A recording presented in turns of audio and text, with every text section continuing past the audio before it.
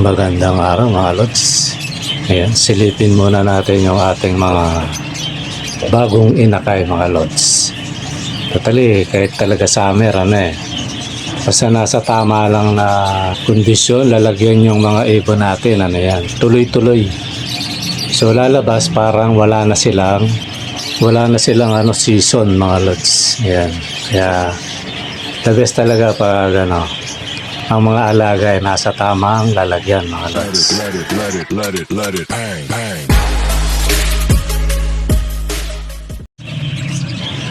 Magandang araw mga lods. Ayan, at update muna tayo sa ating mga inakay. Ayan. Totally itong puti na to, dalawang puti yan mga lods na parehas clear eye, kumbaga white bull o clear eye kung tawagin sabay sila, may kasabay ito yung recessive ang kasabay nito, tapos ito dalawang white bull. Yan yung isa. Yan, kung mapapansin nyo yung mga binuga nito merong dominant. Yan, o kumbaga kung tawagin pied, kitang kita na bata pa merong may siya, may palatandaan na siya, nasa pied mutation siya. Ngayon, hindi lang natin alam kung may magmamana dun sa sa tatay. Kasi yung tatay nito recessive. Yan, yung nanay dominant. Yan. Tapos ito rin may pagka white na may pagka blue green yan, like kung mapapansin niyo mga lods. Yan, may itlog na kagad, kaya hiwalay lang may itlog na naman. Tapos yan, dominant pa rin yung yellow-green na dominant. Yan yung mga kaganapan sa ibon natin mga lods. Totally itong isa na to, isa to sa inanak na ng mga dati kong breeder, yung dominant na yan. Tapos ito naman, mga lods, ito naman puti din na white bull. Tapos dilute. Yan. Dilute na yung malakas ding malakas ding magbuga to mga lods. Yan yung mga natin sa breeding area. Tapos ito, ayan, tatlo pa lang. Totally kawawalay din yan mga lods. Sila kahit summer talagang ayan, bali yan yung yan yung may itlog niya. Yan, yun yung Cremino yan yung yung hen mga lods. Yan, pinagpares ko. Maganda yung yan mga lods. Kombinasyon ng mga inakay. Masarap sila sa mata. Yan, tapos mayroon pang isa dito mga idol yung Lutino. Ayan, at saka Cremino. Yan, Cremino yung hen. Lutino yung yung totally black eye tong yung Cremino Tapos red eye yung isa, yung Lutino natin na yung cock, malakas ding pumuga mga lods. Tapos ito naman wala pa mga lods. Isa to sa mga mature na mga breeder natin dati pa. Hindi naman katandaan. Ayan, inano ko uli, pinagpares ko uli. Yan, baka sakali mga mga lods, anak ng mga budget. Kaya mga big, sila, mga big size. Natali yan, pag pinagsama mo yung African, yung pinakamalaki ko sa ditong African, yung African Labrador, mas pa yun, malalaki pa yung mga yun, mga lods.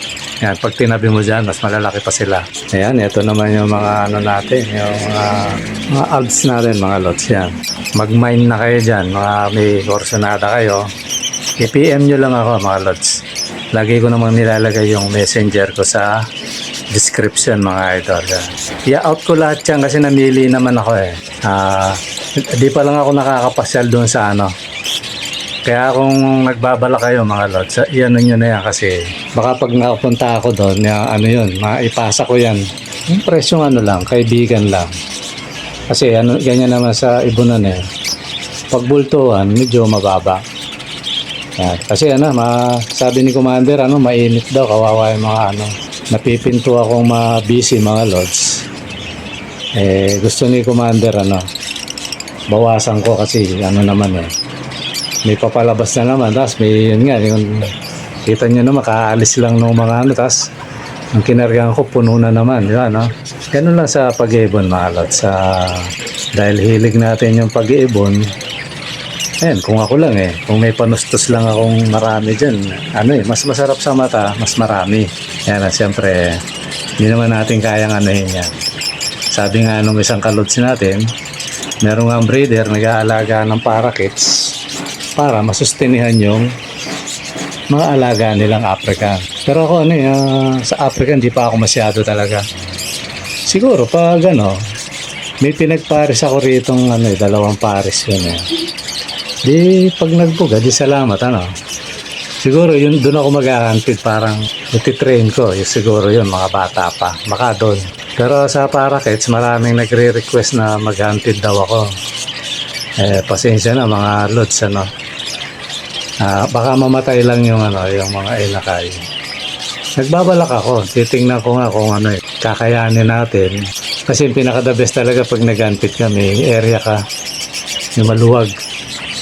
Para pag binitawan mo, magliparan man yan, hindi ka nangangamba na baka lumusot sa butas o may mga siwang sa bahay, makawala, sayang.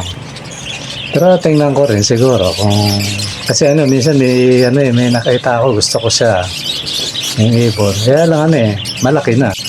Minsan naman nabibisi tayo kaya nag-aalangan ako mga idol. Baka sa probinsya na talaga yun. Pero mana nyo, testingin ko rin siguro kaya lang problema ko pag medyo tinigilan ko, kawawa yung inakay mga lods.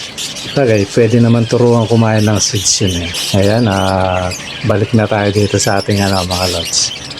Totally, meron lang akong sasagutin o paano daw totally to. Kumuha sa akin to. Na rin, mga ilang araw na rin linggo na nga yata. Kumuha sa akin to.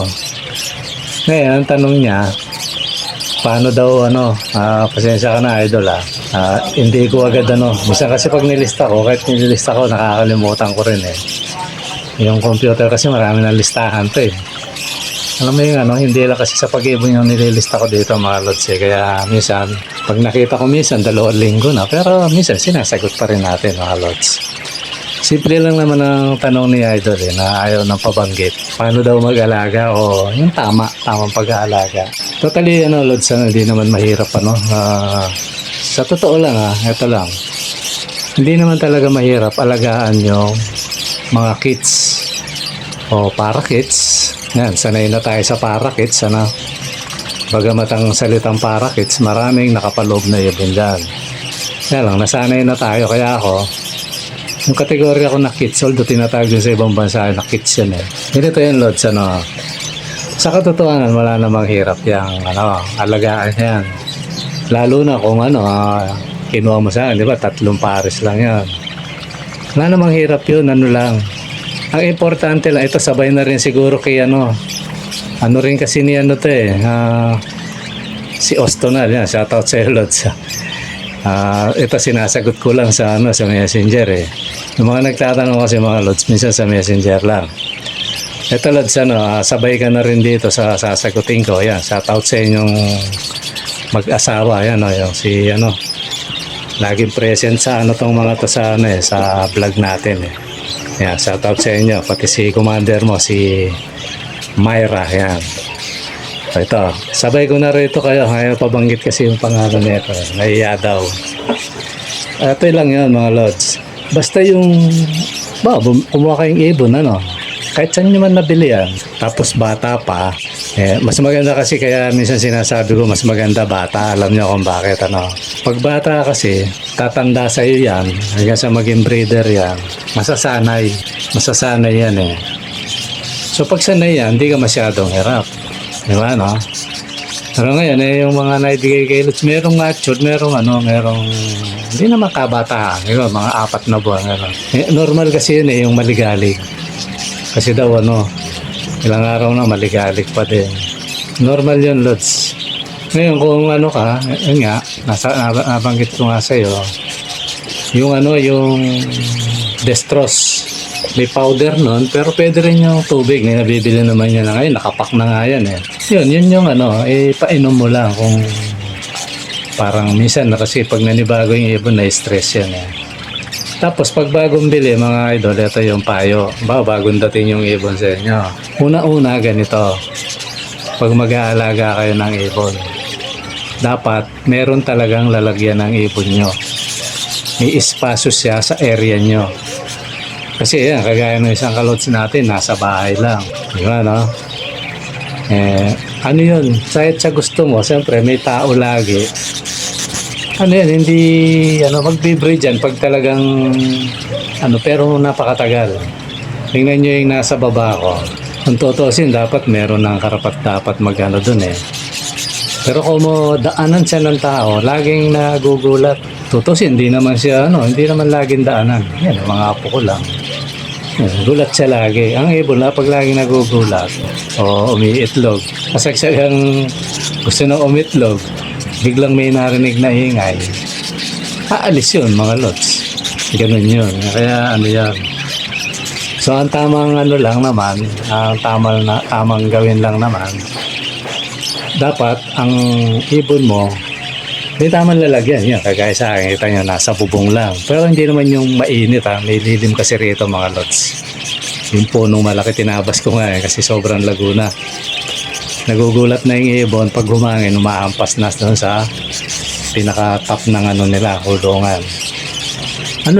Nasa tamang lagayan ito yung nasa akin, nasa bubong lang. Pero bakit ang gaganda ng yung kondisyon nila sa pagbe-breed Kasi una-una, dapat hindi sila na-istorbo. Kung nasa loob man ng bahayan, dapat nandun sa pinaka-area na hindi masyadong pinupuntahan ng tao. Ayan, dapat gano'n. Halimbawa, hindi na kasi uso dito sa Maynila yung tinatawag na batalan. Shoutout sa mga nakakaalam ng batalan. Yung batalan mga lods, hindi nakakaalam. Exist ng kusina yon. May kusina sa loob, tas may exist. Doon yung naguhugas. Na nung araw sa amin, kawayan lang yung pinakalababong yung bangyera kung tawagin. Pag nagugas ka, diretso lang sa baba yun. Open yun mga lods. So yun, pwede yun. Yung sa batalan na gano'n, nisabit mo doon, medyo pwede yun kasi yung batalan hindi masyadong puntahan ng tao. Kami nung gano'n kasi malit lang yung bahay namin nun.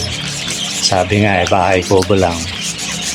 Ganun yun na hindi siya masyadong puntahan. Minsan nasa kabila lang siya batalan. Parang pinakalabas ng batalan. Ngayon, hindi na kasi uso yun eh. Parang ganun lang. O kaya nasa, yung parang terrace na maliit na kagaya sa akin. Meron akong konting dito, di ba, no? Ngayon, yung hindi siya masyadong ng tao kasi napaka-importante mga lods na yung ibon, hindi siya naaabala. Kasi mag-itlog man yan, mag-fertile man yan, di ba, mas mag-inakay. May tendency pa rin mapatay niya yung niya dahil nabubulabog, di ba, no? So ang tamang lang, ilagay mo sa tahimik, hindi naman masyadong tahimik, yung parang yung feeling ng ibon safe siya. Nasa taas, parang sa akin, di ba, no? Bagamat nakalapag lang halos, pero feeling ng ibon safe na siya. So pag pinakain ko sila doon, minsan ang balik ko na doon, mga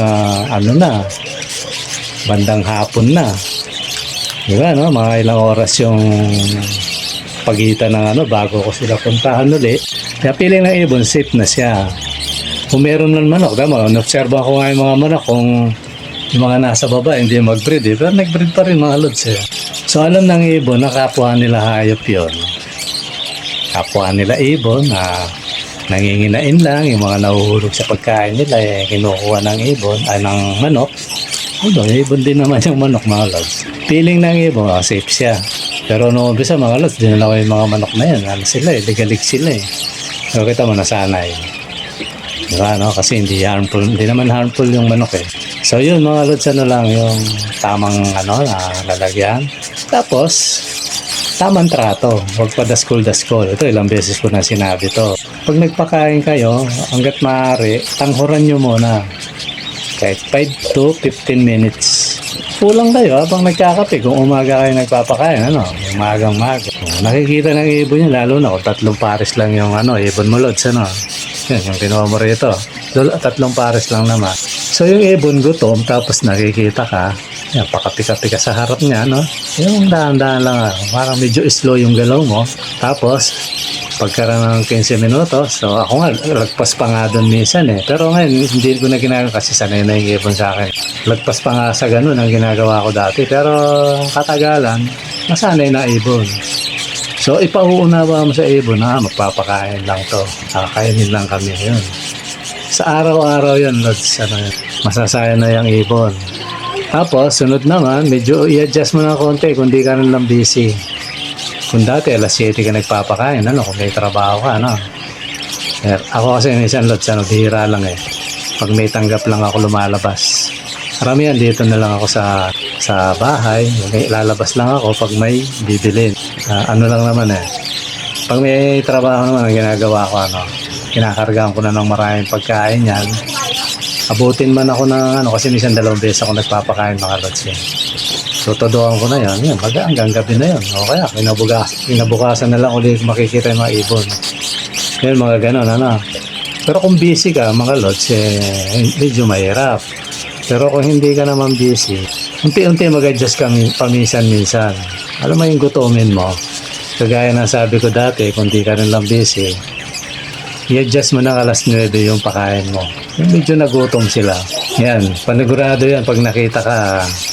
Kasi pag nasanay na yan na pag umaga, nakikita ka, pakakainin mo. Tapos biglang umadjust ka ng mga 2 oras. Kung alas 7 kang nagpapakain, mas maaga pa, Yun, gutom na ibon, Yan, kakandara pa na yan, Lods. Tapos, masasanay siyang gano'n. Medyo, ginugutom mo. I-plus mo pa to. Ito, marami nang gumagawa nito. Minsan, kung hindi rin lang, di ba, yung problema nga ni Lods, ligalig. Medyo bata pa, may match, at wala pang itlog. Ito, pwede pa to. Yung Integra Lods, siguro, ganun din karami doon sa pinapakain mo sa seeds. So, dagdagan mo lang konti kasi buwagag naman yung kanin. Siguro, kung sa kutsara, sa isang pares, 1 kutsara at kalahati, yan. Ngayon, kung nasa flying cage pa naman sila, kasi hindi mo nabanggit dito kung nilagay mo na kagad yung matured sa tamang lalagyan nila para mag-breed. Kung nasa flying cage naman, okay lang na maparami ng konti yan kasi nakakagalaw naman ng ibon, nakakalipad ng maganda. So, ganun lang mga Lods. Tapos minsan, sundutan mo ng gulay kahit 2 o 3 beses sa isang linggo. Ang gustong-gusto ng gulay gustong-gustong gulay ng mga kids, mga Lods, yung mag-green. Green na green. Yan, tapos medyo sausaw mo muna sa tubig para kung ano man yung nandun sa hugasan mo. Yan, ilagay mo sa kanila. Lang muna, wag mong todohan kasi mananawa yan, baka magtae. Yun? 6 yan, kung nasa flying cage lahat sila, siguro kung talbos ng kamote, tigi-tigi isa lang sila. Yung isang pigtas ng dahon, di ba, sama mo yung tangkay. Yan, bilangin mo yung tangkay nun. Yung tangkay, yung dahon. Tigi sa isang lang, dahon yan. Lagay mo. Pwedeng hindi mo natanggalin sa yung pinaka branches niya eh. Sabihin mo lang 6 na para sakto sa kanila kasi minsan pag nabigla baka marami ilagay mo magtae yung ibon. So ganun lang. Lang yun Lord sa loob ng 2 beses, 2 hanggang 3. Tapos yung Integra pwedeng 1 beses, pwedeng 2. Ito bawal to sa mga Lods, yung mga ibang kalods natin bawal sa may mga sinusubuang sa inakay mga Lods, bawal yan, lolobo yung butsin yan mga Lods. Para kay lang to, sa mga lang to, yan, particular kay mga Lods yung sa akin, nag-request na ito, yung mga walang inakay mga idol. Tapos pinaka-the best yung nasa flying cage, yan. Rotation mo lang yan, ikot-ikot lang yan yung gawin mo sa loob ng 1 linggo, ikot-ikot lang yun yung gawin mo Lods. Yan, mga malayan mo, bait na ibon sa'yo. Tapos, pag yung medyo maamo na sila, i-try mo naman na yung gutom sila, yung seeds nasa kamay mo. Ang pinaka-the best doon, halimbawa, kahapon pinakain mo na Integra. So, ngayon, pakakain mo ngayon sila ng seeds, O, ilagay mo yung sa kumuha kang konti sa palad mo, isuot mo yung kamay mo, yan, tiisin mo na, minsan nakakangalay yan pag sa umpisa eh. Unti-unti lalapit yan. Baka pag sinuwerte ka dahil pag sanay na ibon sa'yo, dapo agad yan, lots. So, ganun lang yung pag mailap ang ibon mo. Kasi kailangan yan kunin mo yung loob ng ibon. Hanapin mo kung ano ba yung kinatatakutan niya, ba't siya mailap, kasi baka mamaya stress yan, o di, painumin mo ng di ba, yung dextrose. May powder niyan, may ihalo mo sa tubig, meron ng mga yan Pero pinaka-the best yung lots. Yung liquid na para wala ka nang intinding na maghalo. Yun, ganun lang mga idol ang Tapos kay kay Lods din yan, kay Mark Postonal yan. Ganun lang yan Lods, yung ibon, yun mo lang, enjoy mo lang kasi minsan, sabi nga, sa 100 na ibon o 200 na ibon, pag-breed ka, meron talagang na mahirap i-breed. Pero napakabihira nun. Baka sa 100, baka isa lang o minsan nga wala pa diba So yun mga lods, ganun lang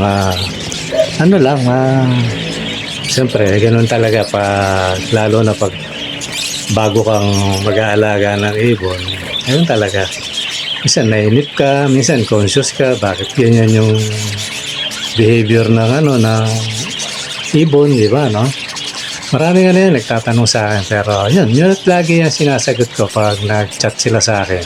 Ganun lang mga idol. So yun lang yung natin mga lord, medyo napahaba na naman. At pasensya na. At maraming salamat mga lord sa panonood. Sana na tinapos nyo. At muli, pasensya na kung medyo may siyempre tao tayo mga lords. Nagkakamali tayo kasi sa araw-araw na buhay natin, hindi pwedeng hindi ka magkamali mga lods. Ayan. Ganun lang ang buhay mga idol. Okay, muli mga lods, at maraming salamat sa panonood. Bye-bye.